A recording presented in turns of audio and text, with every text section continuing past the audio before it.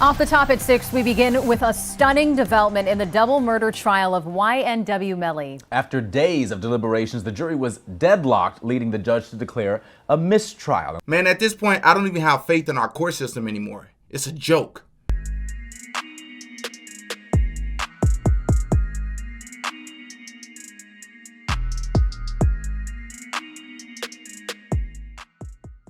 Oh yeah, Didi got a podcast.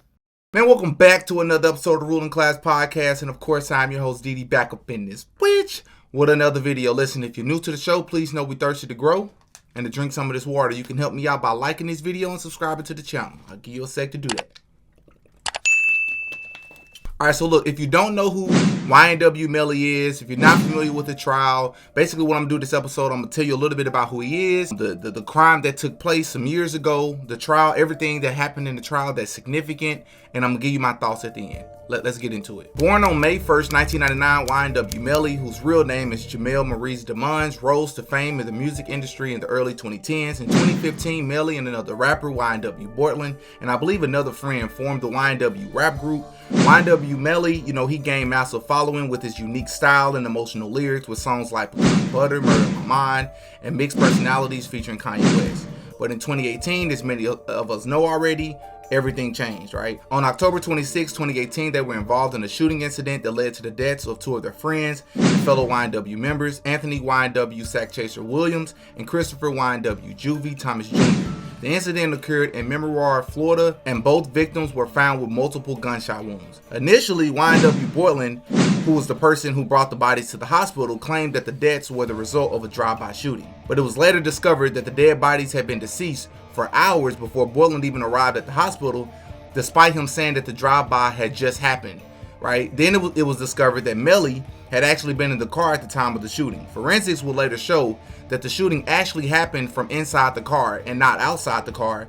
And there was no evidence of a drive-by shooting at the location Portland claimed the shooting had took place.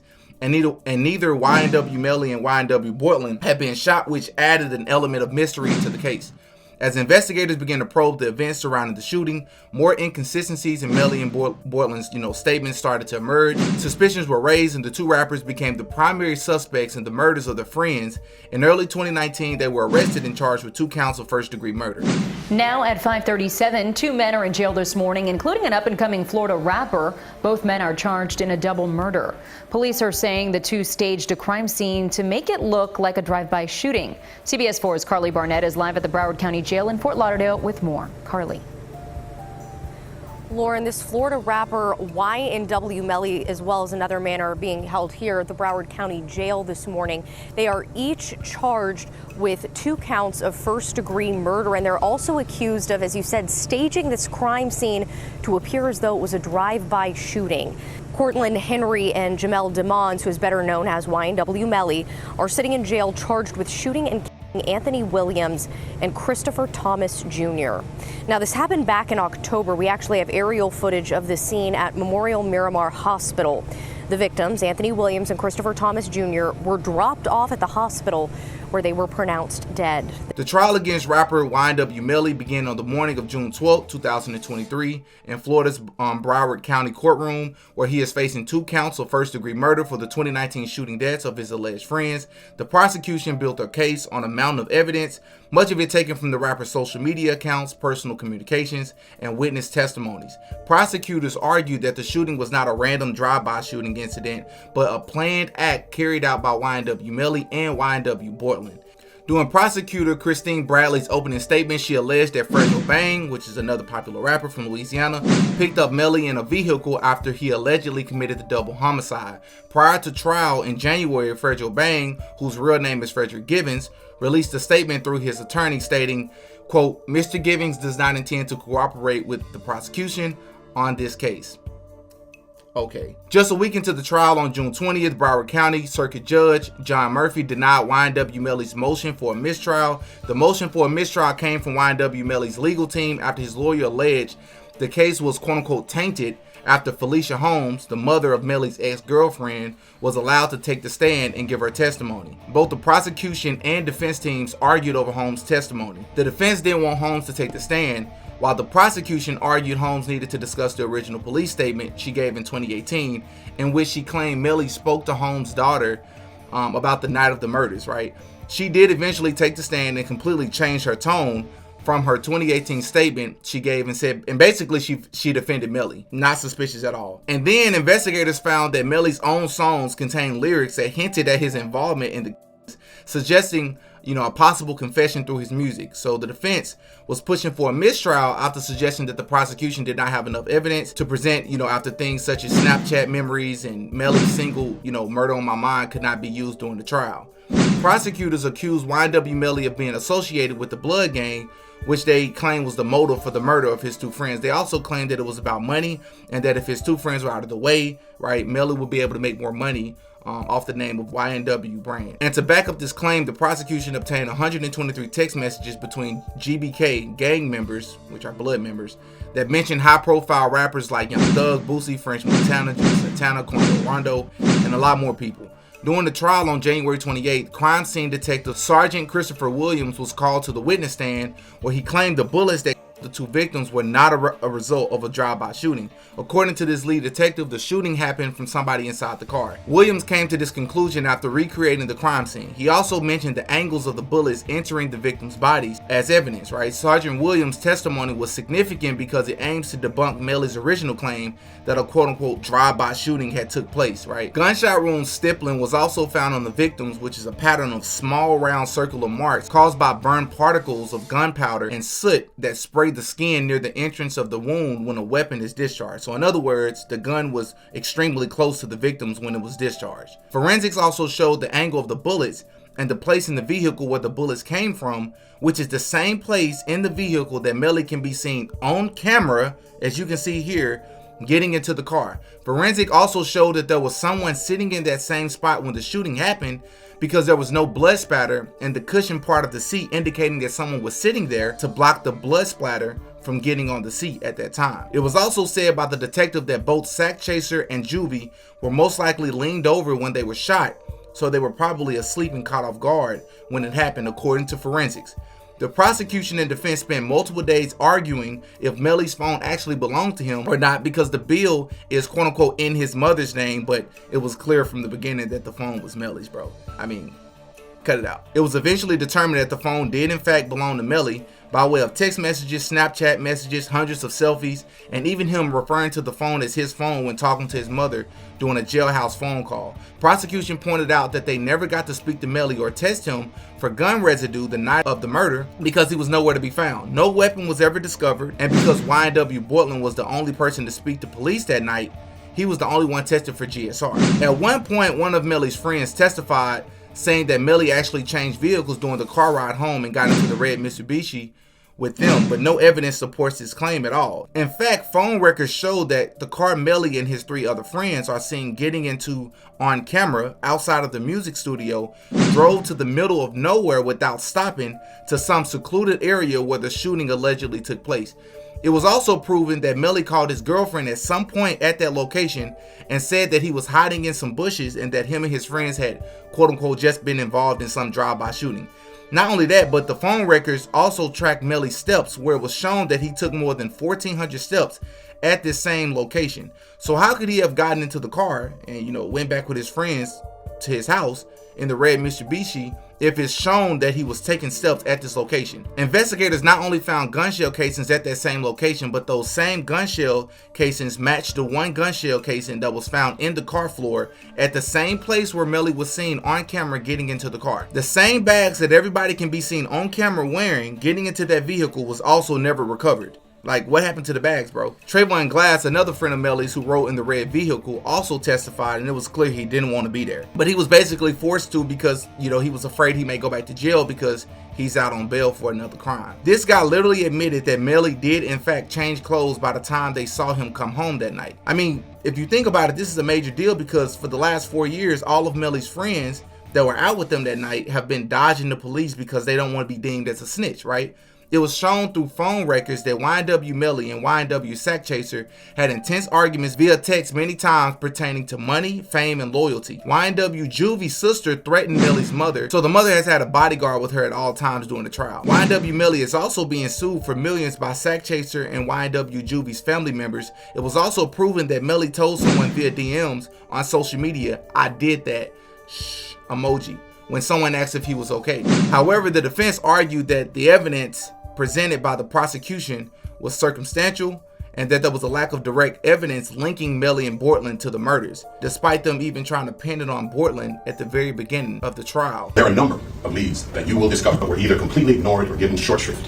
Let's start with the most obvious. Bortland Henry.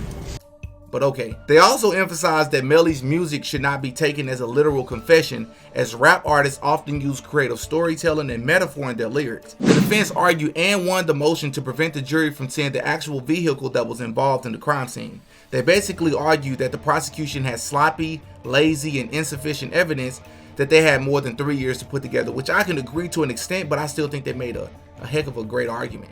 Well, on Friday, July 21st, 2023, which is this past Friday, the jury told the judge that they were unable to come to a decision, but the judge ordered them to continue deliberations. However, after another day passed without a verdict, the judge ultimately declared a mistrial. I'm going to just declare a mistrial. Prosecutors are expected to retry the case with a new jury. Now, my personal opinion about this, bro. Now, I understand I don't need nobody hopping in my comment section and telling me about, oh, it's not about what common sense, it's not about what you think, it's not about, you know, how you feel, it's about what you can prove in court. I don't need nobody hopping in my comment section and telling me, oh, it's about proving it beyond a reasonable doubt that Melly was the one who pulled the trigger and they weren't able to do that. Bro, are you kidding me? First of all, the prosecution does not have to present some sort of airtight case where they can prove that Melly was holding the gun. They weren't able to see Melly that night. Let's look at the facts.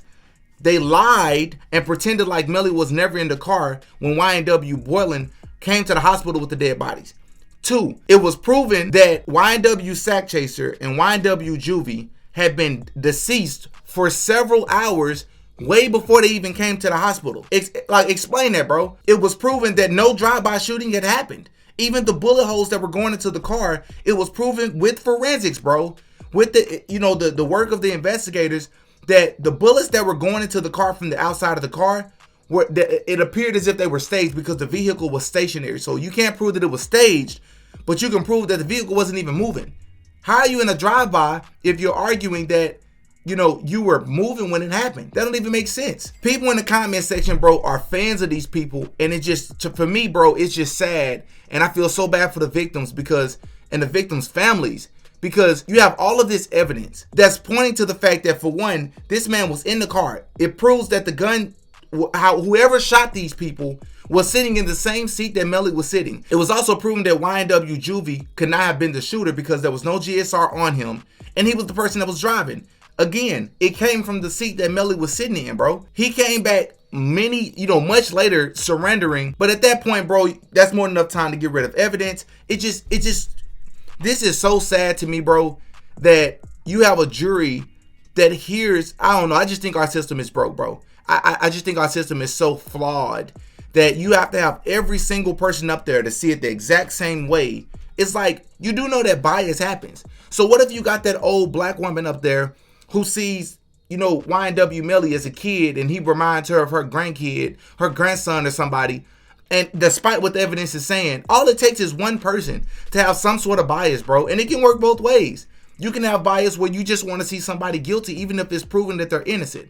I understand it, but we got to find a better way to handle this, bro, because it's clear that this man did this, bro.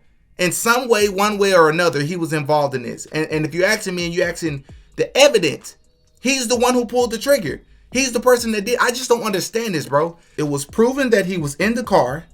It was proven that they went to some secluded area. It was proven that he took a bunch of steps there. It was proven that one of the gun shell casings that matched with the gunshot wounds on the victims was actually inside the car, so that debunks the drive-by shooting, if many other things don't.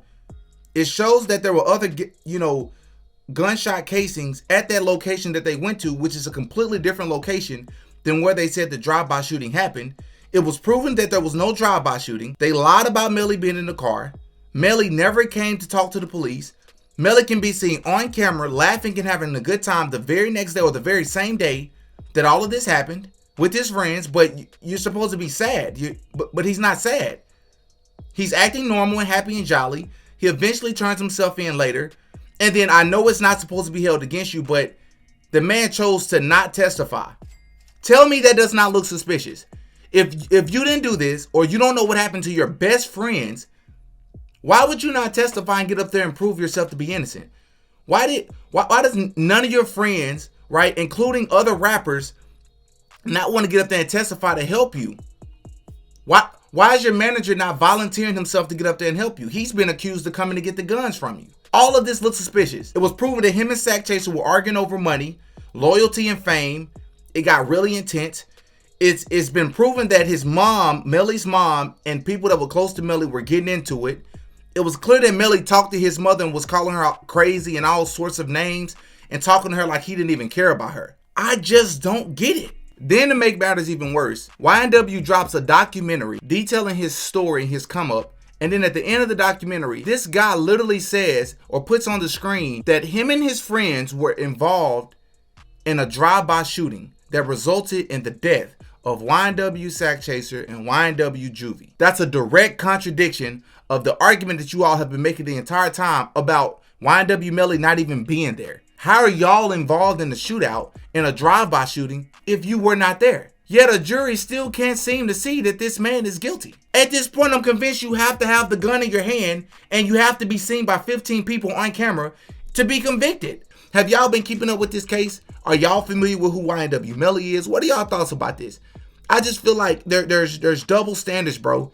People care more about a person being a snitch than the person who actually committed the crime. They don't even care about the crime that was committed. They care more about if somebody's snitching on them or not. This is the culture we live in. This is the times we're living in, bro. Y'all up in the comment section. Y'all give me y'all thoughts on this, bro. Until next time. Peace. Oh yeah, Diddy got a podcast.